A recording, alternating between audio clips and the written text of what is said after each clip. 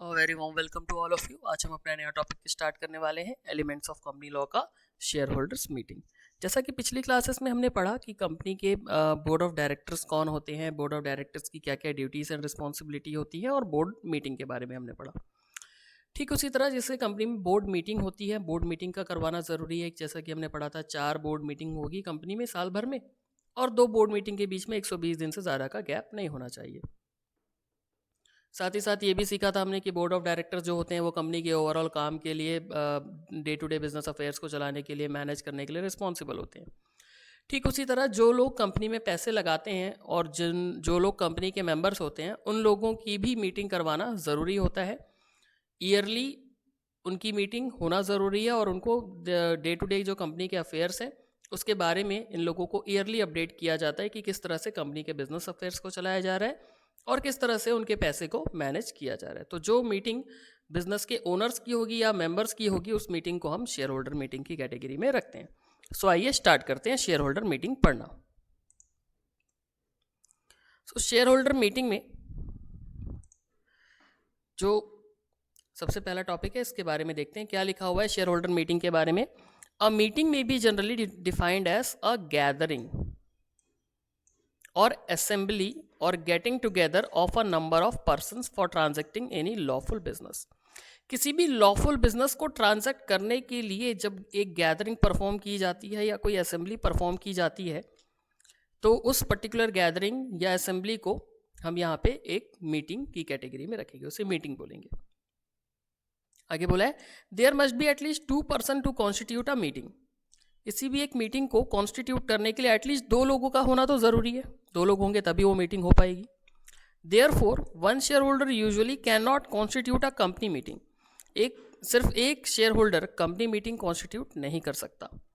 So at least 2 लोगों का होना तो ज़रूरी है, तभी एक कंपनी जो है मीटिंग कर सकती है, कंडक्ट कर सकती है, क्योंकि एक अकेला आदमी अपने आप को क्या ही रिपोर्ट देगा और अपने आप से क्या क्वेश्चन करेगा। तो इसीलिए बोला गया एक वैलिड मीटिंग को कॉन्स्टिट्यूट करने के लिए एटलीस्ट 2 लोगों का होना तो ज़रूरी होता है। नेक्स्ट देखते हैं।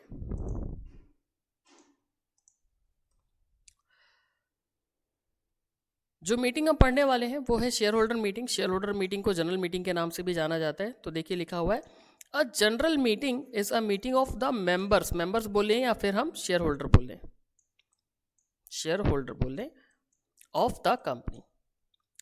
The decision making power of a company are vested in the members and the directors. तो जो मेन डिसीजन मेकर होते हैं कंपनी के वो मेंबर होते हैं और डायरेक्टर्स होते हैं।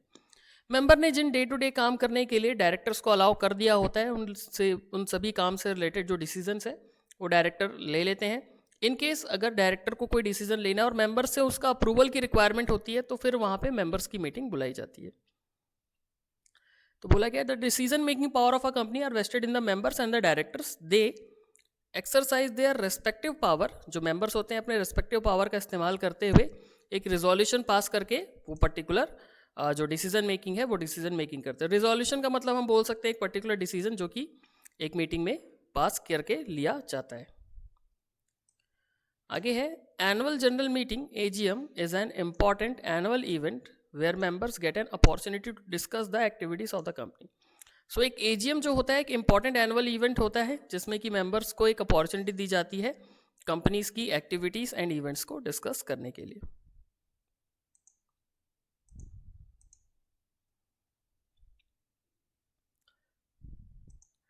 सबसे उसके बाद जो अगला पॉइंट है उसमें बोला है convening of one such meeting every year is compulsory. तो एजीएम जो एनुअल जनरल मीटिंग है जिसे हम शेयर होल्डर मीटिंग भी बोलते हैं, जनरल मीटिंग भी बोलते हैं, तो उसका एक साल में एक मीटिंग करवाना कंपलसरी है।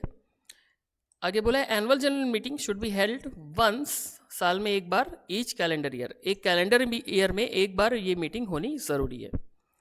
आगे बोला गया है सब्सिक्वेंट एनुअल जनरल मीटिंग, जो रिमेनिंग जो एनुअल जनरल मीटिंग होगी, जो पहली मीटिंग के बाद जो मीटिंग हो रही है of the company, should be held within 6 months from the date of closing of relevant financial year. मतलब आपका जो भी फाइनेंशियल ईयर खत्म हो रहा है उस फाइनेंशियल ईयर के खत्म होने के बाद 6 महीने के अंदर आपको अपनी एनुअल जनरल मीटिंग कंप्लीट कर लेनी होती है। नेक्स्ट है the gap between 2 annual general meeting shall not exceed 15 months। कि आज आपने जो एनुअल जनरल मीटिंग की है उसके बाद की जो नेक्स्ट एजीएम होगी आपकी उन 2 मीटिंग्स के बीच में 15 मंथ से ज़्यादा का गैप नहीं होना चाहिए। फिर से एक बार देख लेते हैं कि एजीएम कैसे कैसे होगा। तो बोला गया एजीएम का हर साल ईयरली कंडक्ट करवाना कंपलसरी है। साल में एक एजीएम होगा ही होगा कंपनी में। जो एजीएम होगा कंपनी में वो कंपनी का फाइनेंशियल ईयर ख़त्म होने के बाद 6 महीने के अंदर करवाना कंपलसरी है, और 2 एजीएम के बीच में 15 मंथ से ज़्यादा का गैप नहीं होना चाहिए। तो 2 एजीएम जो है वो 15 मंथ्स के अंदर अंदर आपको परफॉर्म कर लेनी होगी। नेक्स्ट देखते हैं।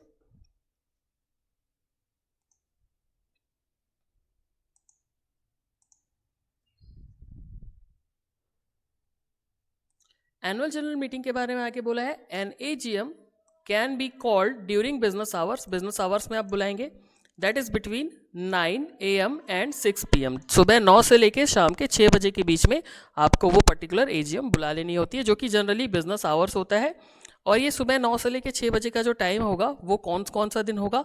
ऑन एनी डे, किसी भी दिन आप बुला सकते हैं, that is not a national holiday. So बोला गया एजीएम आप किसी भी दिन बुला सकते हैं, बिजनेस आवर्स में बुला सकते हैं, और उस दिन नेशनल हॉलीडे नहीं होना चाहिए।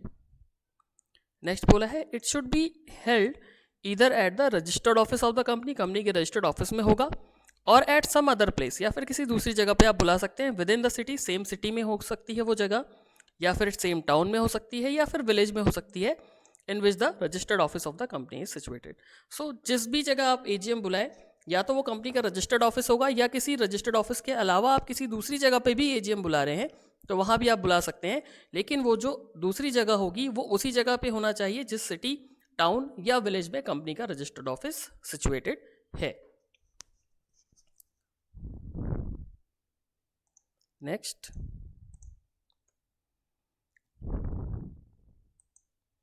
Share holders meeting. तो शेयर होल्डर मीटिंग में बोला गया, according to section 102 subsection 2 clause A, in the case of an annual general meeting, all business to be transacted thereat shall be deemed special other than।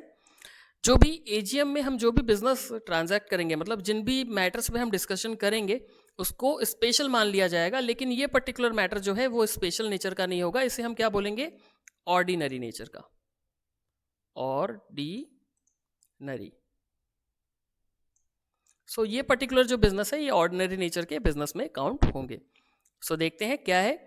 सबसे पहला जो ordinary nature का जो business है, जो जिसे हम एजीएम में ट्रांजैक्ट करेंगे, वो है the consideration of financial statement and the report of the board of director and auditor. So financial statement को जब हम कंसीडर कर रहे होंगे और बोर्ड ऑफ डायरेक्टर के द्वारा दिए गए और ऑडिटर के द्वारा दिए गए, तो उन पर्टिकुलर बिजनेस के कंसीडरेशन को हम कहेंगे ऑर्डिनरी नेचर का बिजनेस। नेक्स्ट है ऑर्डिनरी नेचर का जो बिजनेस में आएगा, the declaration of any dividend. अगर कंपनी डिविडेंड डिक्लेयर करती है तो वो भी एजीएम में ही करती है, और उसे हम ऑर्डिनरी बिजनेस की कैटेगरी में रखते हैं, ये स्पेशल नहीं होगा। नेक्स्ट है, अगला जो पॉइंट है उसमें बोला गया है, the appointment of director in place of those retiring.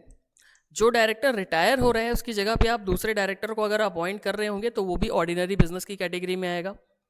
और नेक्स्ट है the appointment and fixing the remuneration of the auditor. Auditor को अपॉइंट करना और उनका रेम्यूनरेशन अगर आप फिक्स कर रहे होंगे तो उसे भी हम ऑर्डिनरी बिजनेस की कैटेगरी में रखेंगे। Further section 102 subsection 2 clause B provides that in case of any other meeting all business shall be deemed to be special. So ये जो 4 बिजनेस हमने पढ़े पिछले वाली स्लाइड में,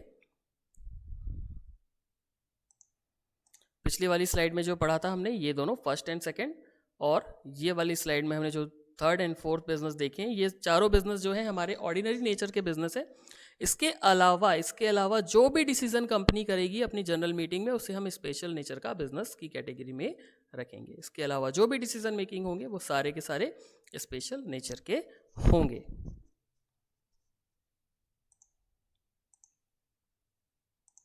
नेक्स्ट, अगला जो टॉपिक है वो है section 99 of the Companies Act provides that if any default is made in complying और holding a meeting of the company. अगर कंपनी की मीटिंग जो कि करवानी है सालाना, जो है फाइनेंशियल ईयर खत्म होने के बाद 6 महीने के अंदर और 2 मीटिंग के बीच में 15 मंथ से ज़्यादा का गैप नहीं होना चाहिए, तो इस तरह की मीटिंग अगर करवाने में कोई डिफॉल्ट होता है तो उस कंडीशन में क्या होगा? तो कहा गया है the company and every officer of the company who is in default shall be punishable with fine which may extend to 1 lakh rupees and in case of continuing default, और अगर लगातार डिफॉल्ट हो रहा होगा with a further fine which may extend to 5,000 rupees for each day during which such default continues. तो बोला गया कि कंपनी और कंपनी का हर वो ऑफिसर जो कि डिफ़ॉल्ट में इन्वॉल्व होगा उसको 1,00,000 रुपये तक का फ़ाइन लग जाएगा, और अगर लगातार कॉन्टिन्यूइंग डिफ़ॉल्ट है, मतलब वो फ़ाइन लगने के बाद भी डिफ़ॉल्ट कर रहा है, मीटिंग नहीं करवा रहा है, तो 5,000 रुपये हर दिन के हिसाब से जो कंपनी है और कंपनी के डायरेक्टर्स हैं उनके ऊपर वो पेनल्टी जो है वो लग जाएगी।